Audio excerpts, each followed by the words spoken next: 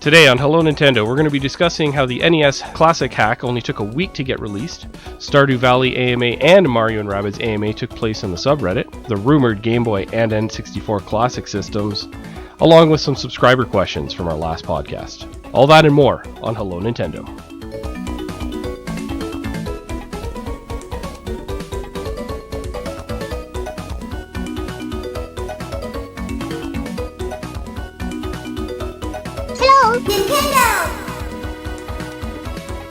Hey everyone, thanks for joining us on Hello Nintendo. Today's our 19th episode of Hello Nintendo. I'm your host, Matt, aka Trainass, and with me again today is everyone's favorite man, Caster Man, aka Moog. What's up, guys? And we also have joining us again, Iwata's biggest fan, it's Michael. Hey guys, how's it going? Thanks for joining me today. Good to be here. Of course. So before we kind of get into all of our topics, we're just going to kind of touch on what we've been playing recently. Michael, let's start with you. Well, honestly, I've been really busy with various projects, so all I have done this week is play Animal Crossing, which I still play sometimes, evidently, and I guess today is Splatfest, so I'm going to get some hours in on that, hopefully. Which version of Animal Crossing are you playing? New Leaf. Yeah, the most recent one. They updated it a year ago to kind of draw out its lifespan, so I play that a little bit, just something to do to calm down, de-stress a little bit, so yeah. Nice. What about you, Amog? What have you been playing? Alright, so up until recently, I did not know how to get my Nintendo Switch connected to the internet in my dorm. It just was not working. But recently I did, although I still haven't really played online with it. But I have been playing a lot of Mario Kart 8 Deluxe. I just got that game finally, and oh my god, it's a long... I don't know why I didn't get this game earlier. I play with my roommate almost every single day. It's so fun. Nice. Yeah, and also, this is a game that don't think too many people know about. It's called Pikachu Volleyball. Came out, this is a fan game that came out about 20 years ago now, and my roommate and me have also been playing that. It's literally the hardest game ever. It's on PC. It's in Korean. It's not English whatsoever. That makes it that much more difficult. It took a lot of trial and error to figure out the controls, especially while playing two-player. Yeah. And in this game, you're literally just Pikachu, and you're playing a 2D game of volleyball with awful physics on the ball, and Pikachu likes to trip a lot. It's like Brawl, only you're supposed to try to make Pikachu to trip. It's the weirdest game ever, but it's so fun. I recommend it to everybody. I highly recommend that you should start streaming that, because that sounds really interesting. Unfortunately, it's not on Mac, and that's what I've got. I've been playing it on his computer. Well, you could always boot camp or whatever they call it on for Macs. I've been thinking about doing that. That might be the tipping point that makes me get boot camp on this Mac. Pikachu Volleyball. Pikachu Volleyball. Everybody, stop what you're doing. Actually, don't stop what you're doing. Finish this episode, and then go download Pikachu Volleyball. I'm gonna do it right when we're done.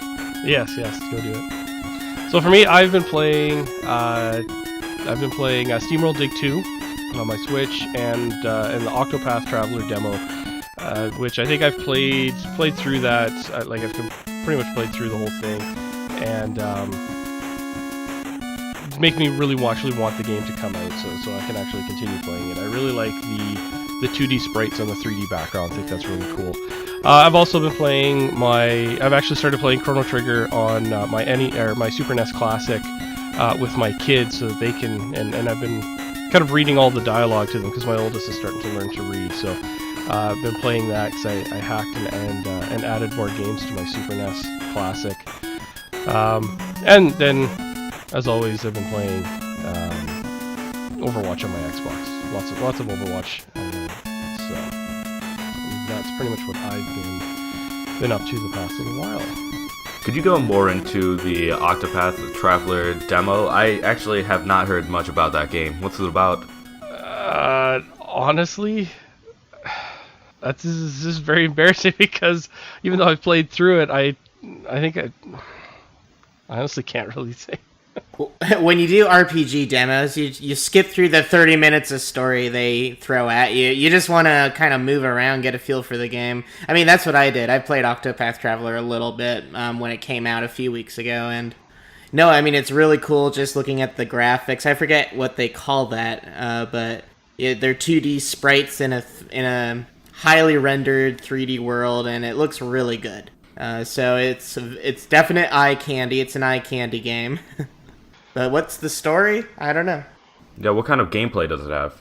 That's your typical JRPG, where you've got your characters on one side, enemies on the other. You've got the active time events, and you go back and forth and fight. So it's not like an active RPG like what, say, Final Fantasy 15 was like. It's more like your traditional, like previous Final Fantasy games, where you go into a separate battle mode.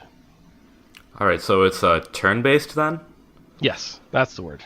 Turn-based. All right. Yeah, I might have to check that out. Yes, and pay attention to the opening story, unlike what Michael and I did. Yeah. I'll pay attention to the story when the full game comes out. I'm just going to forget it if I read it now. So. Yeah, I'm insane. So let's get into our, I guess, news topics. So the NES Classic released on September 29th, and it took about a week, give or take, for the hack to get released.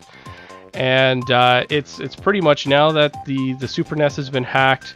There's actually been a lot more advance in developments with it. So people have actually been able to set it up so that you can actually run the NES Classic firmware next to the Super NES Classic firmware. So you could actually technically have both a NES and a Super NES in one box, which is really cool. What do you guys think? I wish I grabbed a Super SNES or the Super NES, because it seems like everybody who has one is having a lot of fun, and it wasn't even that hard to come by this time. So I have no excuse to not have gotten one. Yeah. It was. I mean, I heard that some stores, evidently some Targets, were just getting hundreds of them, and there's even been a bunch of restocks this week, at least at Target in the US, and so it has been easier to get, but even so, there was definite scalping and definite competition among people to be in line, camping out hours before, at least. I know a number of our own mods did that, camping out at stores for an hour or two before they open. But yeah, they definitely... I think I was there for like 4 hours before Toys R Us opened. Only 4 hours? Yeah.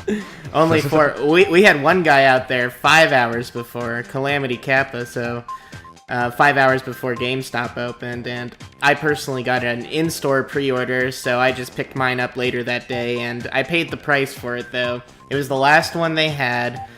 They told me they'd hold it for 48 hours, and they gave me the one with the slightly crumpled box. So, I mean, it's just the box, but if you're a little bit of a collector, I guess that could be a disadvantage. Luckily, I don't really care, but that's, I guess, the sooner you go, the better chance you have at getting the perfect box. Yeah. Yeah, speaking of collectors, actually, I found that if you're trying to be a collector, this is more general, not just for the SNES Classic, you should try to avoid Amazon, or anywhere that really ships things out to you. Every single time I've gotten a package from Amazon, whether it be like a book or a game or anything like that, it never turns out exactly right. So I'd say you should try supporting your local small game shops if you really are trying to be a collector. I completely agree. Yeah, I mean, amiibo collectors in particular can be really, if they keep their amiibos in the box, they can be really particular, and the cardboard's really easy to bend, and so when you order it online, it gets crumpled up, and so yeah, collectors should definitely go the in-store route if they're particular about that sort of thing. Yeah, hands down, absolutely, absolutely, yeah. So, Michael, are you gonna try and hack your Super NES? I am. I'm keeping it in vanilla mode for now while I'm busy with school, but come November, December, I'm gonna definitely jailbreak it and get in there, add some games. In the meantime, I've just been playing the stock games. Probably more than anything else, Mario Kart 8. Super Mario Kart rather, and yeah. But I hope to add a bunch of games later. One thing I hope exists, I don't know if it does, but I hope there's ROMs of the Saddle of You games. Like, maybe someone packaged the Zelda in a ROM for us, I don't know. So those games are going to be very difficult to come by, because a lot of times when they would air, because it would air as almost like a TV show, and the way they would air is it would download to the system, and you would only have it for, say like an hour, and then after that you didn't have the game anymore. So they are extremely rare games. If you can end up finding a ROM, definitely grab it and hold on to it and make sure it works, because you're never going to really find them anywhere else. I have the only one that I've got that I've been able to find is the F-Zero 2, and it's just like remixed versions of a lot of tracks. Even the racers look a little different. Like, you can tell one is supposed to be Blue Falcon, but it's been remixed, so the colors look a little bit different. It's still mostly blue, but even the style's a little bit different. So don't feel bad if you can't find them, but if you can, definitely try and grab them, because they are ridiculously rare games. So I'm actually a little out of the loop here on what these are. Could you explain them for me and all the viewers who are also out of the loop? Sure. So the Satellaview was an add-on to the Super Nintendo. It was only in Japan, and it was what it would do is you'd have like your satellite. It'd be like a special satellite receiver or satellite dish that would get tied into like your TV and to the game system, and then it would download. You'd have a special cartridge, and it would download a game to your Super Nintendo, or I guess it'd be a Super Famicom, and you would get to play that it's almost like interacting with the TV show. So a lot of times these were only available for like an hour or half hour, and so you only had that amount of time to actually play the game. And then it would get cleared off from your system or locked out, and you couldn't actually access it anymore. Like I said, it was only available in Japan. It never made it. It seems Nintendo does a lot of really cool stuff like this, in Japan. I mean, N64 had online play for GoldenEye, for example. And then there was the disk drive as well for the Famicom. I think what was the last service actually got shut down in 2002, I think is what it was. But yeah, it was very specific. There's only a handful of games that actually came out, but they were remixes of F-Zero. Michael, I think you mentioned Legend of Zelda. There was, I think, Mario as well. What else? There was. I just kind of did a quick Google search. There was Fire Emblem, Dragon Quest, Harvest Moon, Time Athletics, Monopoly. There was SimCity. Actually, there's quite a few. Wow, I'm actually surprised. There's quite a few of them. There's Mario, Super Mario. Yeah, there's actually quite a few. If you do a Google search on it, you'll be able to find quite the list. But kind of sucks that it never made it on this side. So, but yeah, they're very rare because of how short-lived they were on the system. So, not everybody was able to actually grab a copy of, dump the ROM file like they can with the Super NES cartridge. So, right. Well, it seems like there's a lot of cool experimental stuff that just was in Japan and just never came over to the States or Europe or pretty much anywhere else. I can't think of many examples or any example at all of anything cool that was experimental that was only in the either US or Europe or one of the other regions outside of Japan. Maybe like on the Wii U, the TV. Do you guys remember that? Yeah, I do. Mm-hmm. Yeah, I didn't really use it because I don't have cable, so. Right. I used it once, and it was all right. I think it was definitely hampered by the fact that there weren't many people who had a Wii U in the first place. So to get like a bunch of people who have a Wii U also, and then have them watch the same TV show and be on the the Wii U TV app at the same time, and then be participating in it, that was a lot of hurdles to cross, since that was like a social TV watching experience. Right. And there was one other game, and it's actually on the US NES Classic that never made it to Japan, and that's Startropics, which is made by a developer. I think it was called Nintendo R&D 3, and I think it was based in the US, maybe? I don't know, but they made this Zelda-like game, Startropics, and there's even a sequel for it also on the NES, and that never made it to Japan. So there are a few games like that. All right, that's good to know. Cool. So let's move on. We had a couple notable AMAs on the subreddit in the last little bit. Yeah, so, I mean, our AMA guy, Bosch Jalka, has been hard at work with AMAs recently, and he surprised us this week with David Soliani, who made Mario plus Rabbids Kingdom Battle, and also Stardew Valley and by Concerned Ape, the sole creator of this highly accoladed indie game. And both AMAs were really, really popular. Anyone who's paying attention to Nintendo hype recently will know that Stardew Valley is the hot topic right now, so it got a lot of attention. But David Soliani also got a lot of questions, and the top question we got for the David Soliani AMA was, when do you think we will hear more about upcoming download content? A lot of people were asking about download content, and he's been teasing us saying, well, we have big news coming soon. And people are saying, Waluigi, is he going to be in the game? So that's the speculation. Everybody loves Waluigi, and they want to see him in Mario and Rabbids. So his popularity seems to have taken off recently. Yeah. Waluigi's popularity? Yeah, Waluigi's, yeah. Yeah, I remember when he was first introduced. Was it during the 64 era in Mario Tennis? No, I think I think he was introduced in Mario Tennis, but I think it was Mario Power Tennis on the GameCube that he was first introduced. Oh, that late. Yeah, well, I guess I didn't know. But yeah, people are talking about Waluigi all the time, pretty much whenever they get the chance. So naturally, David Soliani got a little bit of that hype from our community.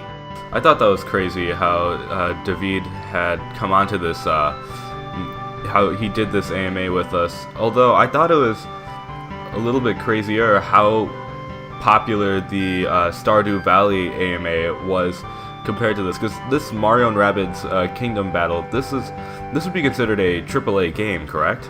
Oh, absolutely. It was probably. Besides Super Mario Odyssey, it was the other big focus at E3, for instance. So, yeah, people were definitely talking about Mario and Rabbids. But I guess maybe what it is it released a month or two ago, right? But Stardew Valley just released for the Switch. The hype train keeps moving. Yeah, the hype train doesn't stop for anybody, not even Mario plus Rabbids, I guess. I mean, again, Mario and Rabbids got, what is it?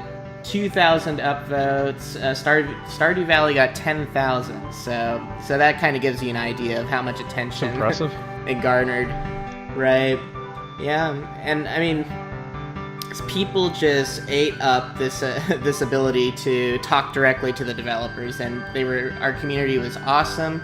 A lot of great questions and a lot of great comments. So I think it was an all overwhelmingly positive experience for both for both David and Concerned Ape. Nice. Yeah, I think that's one of the best parts about our community. The fact that I'm gonna brag a little bit about our Nintendo.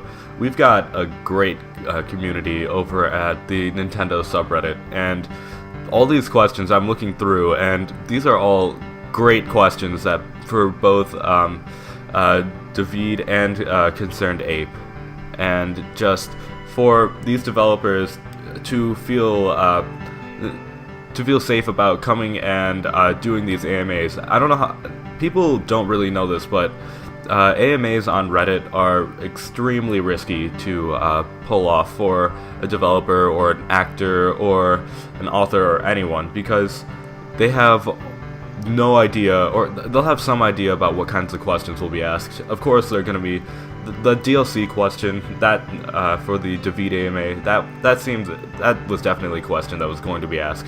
But there are a bunch of questions that they just have no idea about, things that'll throw them for a loop, and not every developer can really figure this out and answer in a way that the community will just eat up.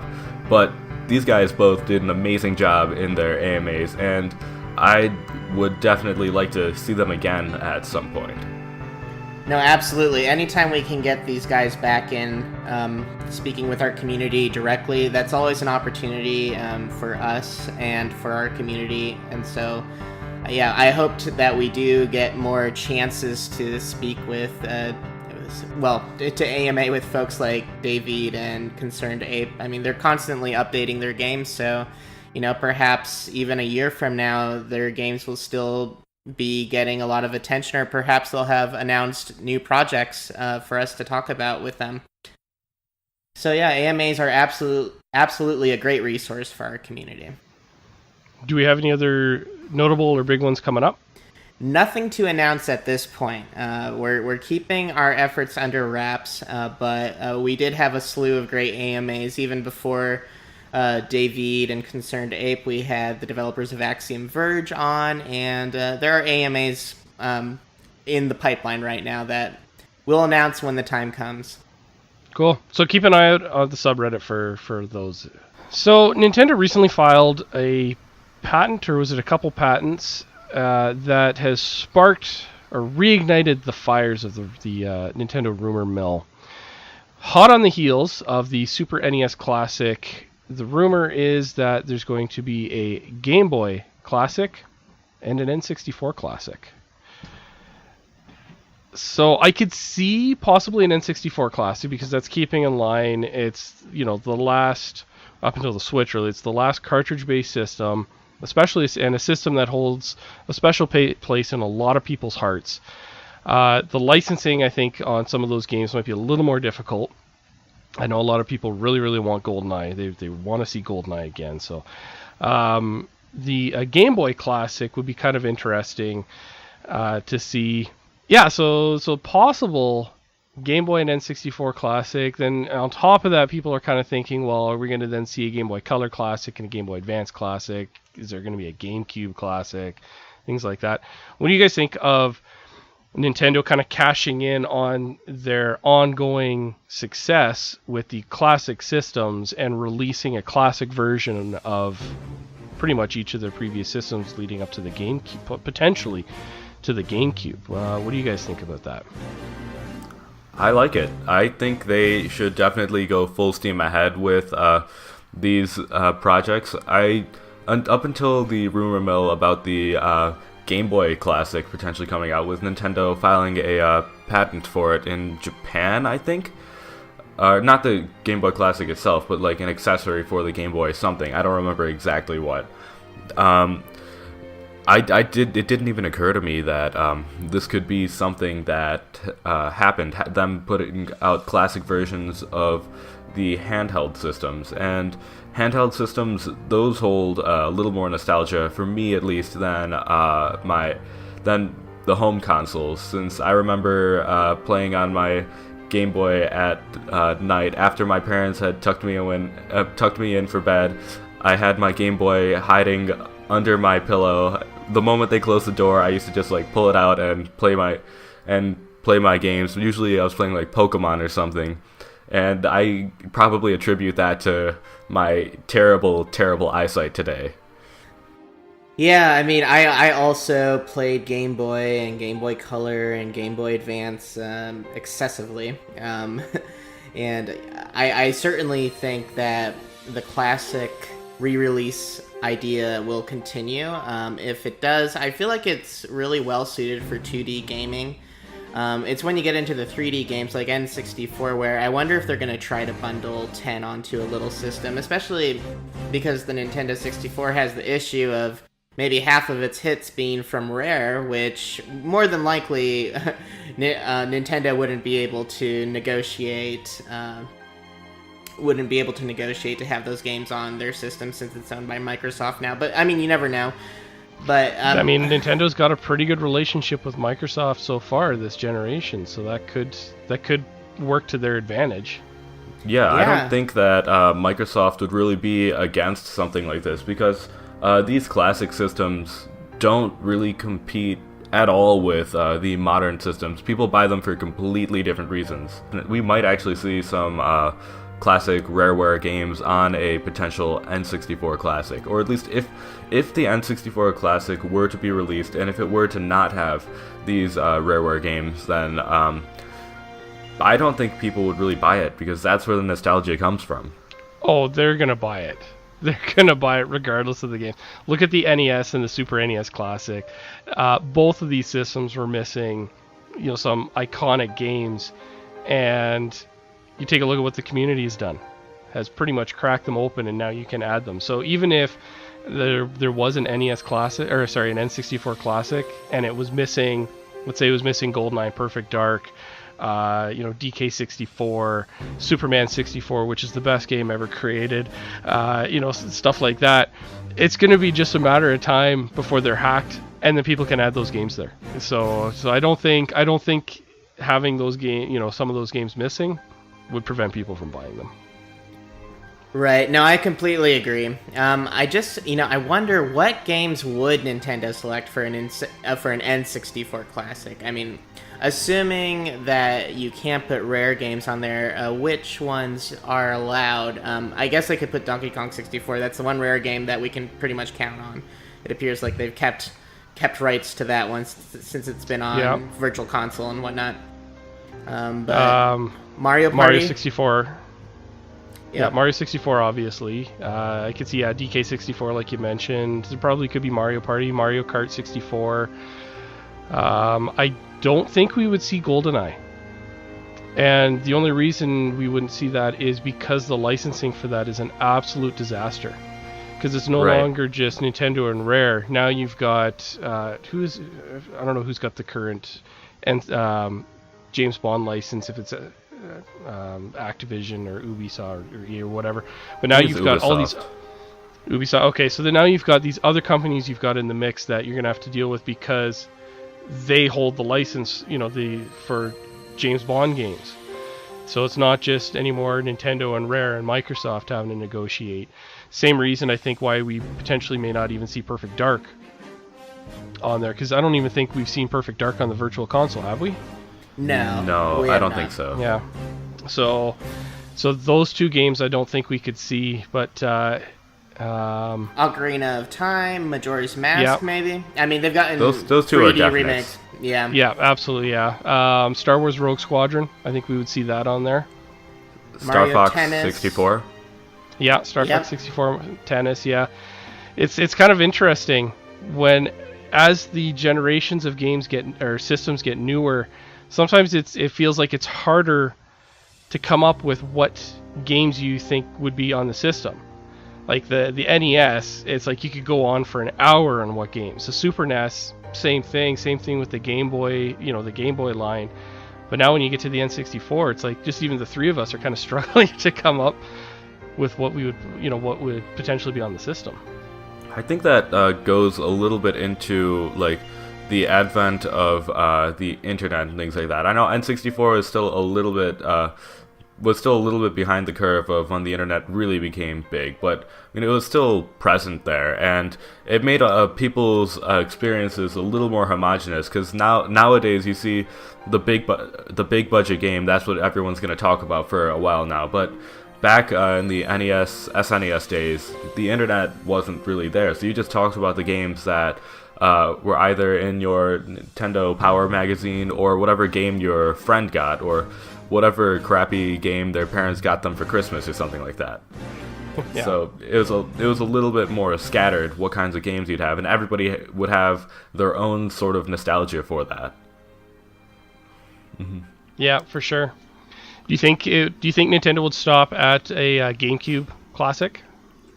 As of right now, I still feel like the Wii is, even though it's over a decade old at this point, it's still too recent due to the Wii remotes and the Wii branding only really being killed off little over, or like essentially this year, and so yeah, the GameCube is really where the nostalgia would end.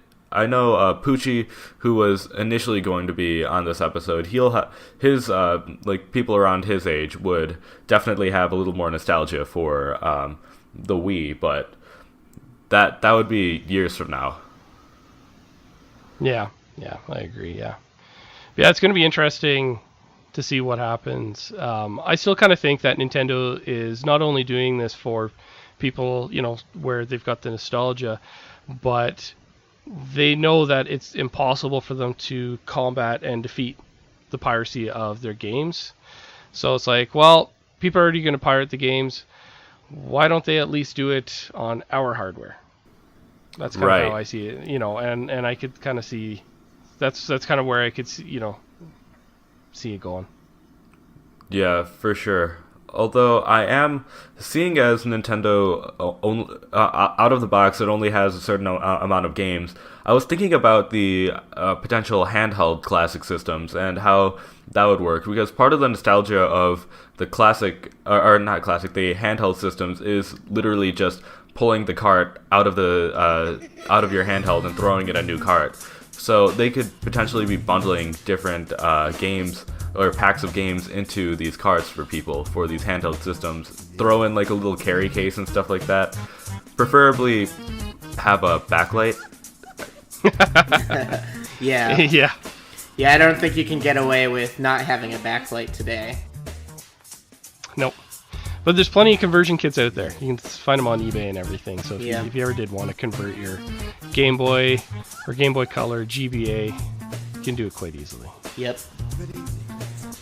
Well, let's move on. We've got a couple questions from our subscriber base. So the first question is actually a really interesting one, and one that I haven't really thought of is, so you guys have 3DSs, right? Yes, sir. Of course. Do you actually use the 3D feature on your 3DS, or can you even recall the last time you used it? And how often do you use the 3D on your 3DS?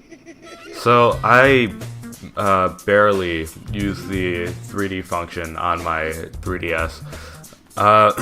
That's not. I have a new 3DS, and that's not because I think that 3D is bad. I think that 3D looks phenomenal on the new 3DS, especially after coming from an OG 3DS. I was an ambassador for the 3DS system, and it mostly just comes down to battery life for me. Since throwing on the 3D does hamper the battery life some, I tend to like playing away from the charger for a longer period of time. So if I can get any extra juice, that's what I'll be going for. What about you, Michael? Well, me personally, I use 3D when I can. Usually I'm playing at home anyways. There's very few occasions, except when maybe I'm traveling, where I'm away from a charger. So I do take advantage of the 3D. I usually have it on the lowest setting possible, because if it goes too far, it starts to kind of mess. I don't think it works well for people with glasses because of the way it senses people's eyes. and I think the glasses make a barrier to that, so it kind of looks very, very blurry if you put the setting too high. But even just kind of snapping it to the lowest setting, it can enhance a lot of games. So for instance, one game where I used it pretty much the entire time was Ocarina of Time 3D.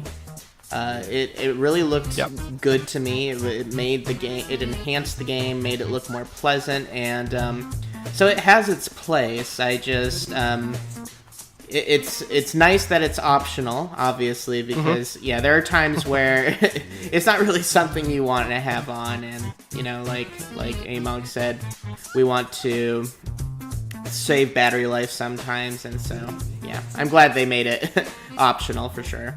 And in their most recent systems, they don't even have the feature at all. So yeah, it's like they're going back in time to the original DS era.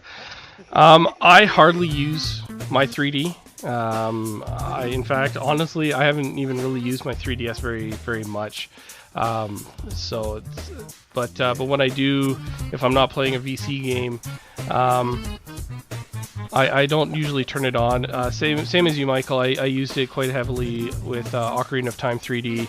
I used it with Pokemon X when that came out at first, just for the battles, just to kind of see. But man, that performance hit on the system. Just like it really dropped the frame rate, so I didn't really use it very often on that. If I sometimes play Super Mario 3D Land, I'll use it, but that's just because the game was designed around the 3D, so you kind of have to use it a little bit more. Right.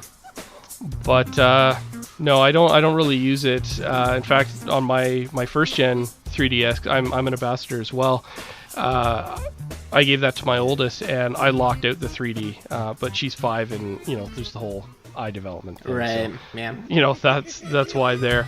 Wasn't there actually a sort of study about the eye development thing, saying that it might actually be beneficial for younger kids to be looking at the 3D? That's possible. I don't remember that. I remember hearing where people were in a panic because they thought it would be harmful, but I haven't heard that. No, I don't usually turn it on very often.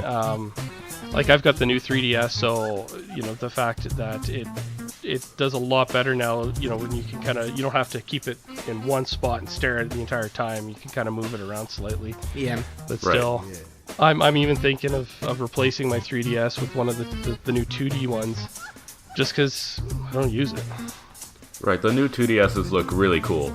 Right, yeah, they look so good, and I think that, if you have to choose between that function and the appearance of your hardware, I think that the hardware kind of takes precedent. Yeah, I will say, though, that there are a few games that definitely benefit, or besides benefiting functionally, like Mario 3D Land, there are a few games that I just don't like playing unless there's 3D on. Or actually, no, that's not true. I like playing these games a lot, but it's just enhanced by the 3D. The original Kid Icarus game, that was enhanced on the 3DS, and the 3D in that is so simple. It just takes the 4 layers, including the foreground, the 3 layers of background, and it just like puts it back, and you can see that 3D effect. It's so simple, yet it looks so cool. I recommend it. It's probably my favorite game of all time. And then Kid Icarus Uprising also looks really cool with 3D. That had an issue with people not really understanding how to play the game because of the controls. They are a little bit obtuse up until you get used to them, and then they're really nice. And then Monster Hunter 4, like that game looks so nice in 3D. These gigantic beasts, it's just a phenomenal experience in 3D. Yeah, beyond these other 3D classics and stuff, I don't think I really use 3D all that much. We're gonna move on to our last question. This one actually comes from our very own Sam. This actually sounds like the kind of question that gets asked at one of those game jams, and then you get a weird game developed. If you had to make a game about triangles, what triangular shaped objects would it be about? Michael, you go first. Putting you on the spot. You're going first. Oh man, yeah, I really wanted to hear Casterman's answer because I know it's a good one, but I'm glad I actually don't have to follow it because I don't know how creative mine will be. But I have to say, the greatest triangular object of all time is no doubt the pizza. And pizza is just so magnificent that any game that you can create that includes it is just fantastic. So, I mean, having a protagonist that's just like a slice of pizza running around, and maybe I kind of imagine a 2D game where he kind of jumps over enemies and kind of pokes them to death, or with the sharp side of pizza, or maybe he kind of slides into triangular shaped gaps to solve a puzzle or something of that sort. But I think there's a lot of potential with pizza. So if I can never get to the point where I can develop that myself, I hope someone steals that idea and sees what they can do with it. What kind of customization would your pizza protagonist have? Well, all the toppings, and as we know, I don't know if anybody knows this yet, but I am a big proponent of pineapple pizza, so naturally... You are in good company here. Yeah. No. So, I mean, naturally I would choose that topping because it's just the best, but yeah, just like in real life where you choose your toppings on your pizza, you could customize your character with different toppings. It's a brilliant point. I can just imagine a whole intro sequence of, at the very beginning, you choose your toppings, then you see someone, like, put this pizza into the little rolling pizza oven, then in goes an inanimate pizza, out comes a singular slice of pizza with eyes and a face and an attitude. Oh, nice. No, that's great. I like the attitude part, especially. Yeah, that's awesome. Mine would be, I was kind of trying to think a little bit about this. Would be sort of like an adventure where half of a grilled cheese sandwich has lost its other half, and he now has to explore and get back home to find his other half. And it would be sort of RPG-ish a little bit. And so along the way he'd meet up with a bag of chips and say like a can of pop or something, and they would be adventuring to get back home so he could meet up with the other half of his self. And along the way he'd come across the false grilled cheese where they're actually just press, because as soon as you put meat into grilled cheese, it's now a press. So they're claiming they're grilled cheese, but no, they're actually press. They're presses instead. And yeah, and it would be 16-bit, so like Super Nintendo era graphics, the JRPG style. That's mine. That's a very romantic idea. Yeah. Amog, what is yours? I want to hear yours. Okay, so after looking at that question, thinking it over, there was nothing came to my mind except for the nacho, keeping to this food theme that we have going here. And I don't have much about what the game would be about. I have a title, and it's just Nacho Average Game. That's fantastic. That's awesome. I can just imagine a grand adventure, like with like Legend of Zelda, Breath of the Wild, The Witcher 3, Fallout New Vegas, having all of these choice options available to you with this nacho, and this nacho will travel around the convenience store trying to find his home.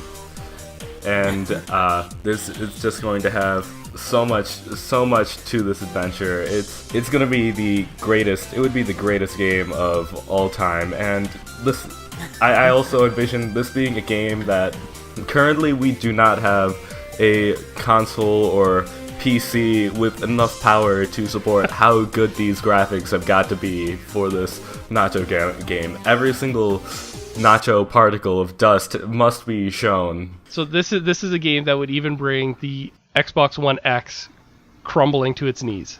Of course, the Xbox One X, that's not even there. We need to like develop better. We need to have quantum computing available for the masses before this game is going to be good. It'll look better than real life. So this is going to be a game that my great-grandkids are going to be playing, then is what you're saying. Depending on the advancement of technology, potentially, or that might be a game that they would at least hope to see when they're in their elderly age of 407, because that's how long the lifespan is going to be by the time you've got great-grandkids. Nice. That's awesome. Well, if there are any indie devs out there listening in, we've just got 3 great ideas for you for your next game. By all means, hit us up, and we'll be happy to work with you on these. Well, I think that about wraps it up for this episode of Hello Nintendo. Thanks again to Amog and Michael for hanging out with me. Of course. Good to be here. Anytime. So be sure to check out the subreddit, reddit.com/r/Nintendo. Keep an eye out for the thread when this podcast goes up, and leave us a comment and a question, which we might answer on our next podcast.